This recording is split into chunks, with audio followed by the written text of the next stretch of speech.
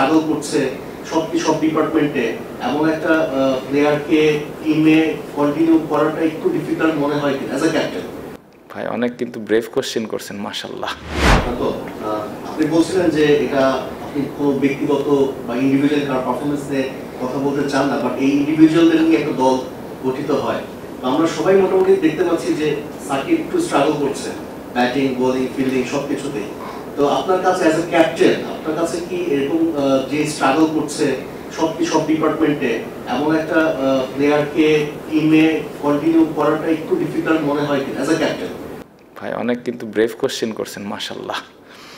না,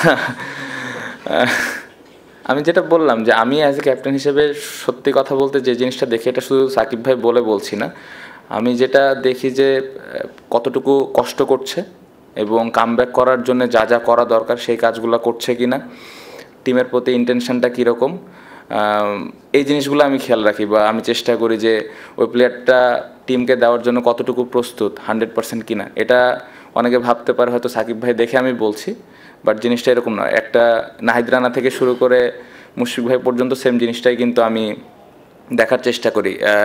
কোনো এমন না যে রান করছে বা রান করছে না, এটার থেকে ইম্পর্টেন্ট আমার কাছে লাগে যে তার প্রিপারেশন কেমন বা টিমের প্রতি তার চিন্তাভাবনা কেমন, সে টিমকে ভালো কিছু দেওয়ার জন্য ওই অনুযায়ী প্রিপারেশান নিচ্ছে কিনা। সো এই জিনিসটা দেখে আমি হ্যাপি।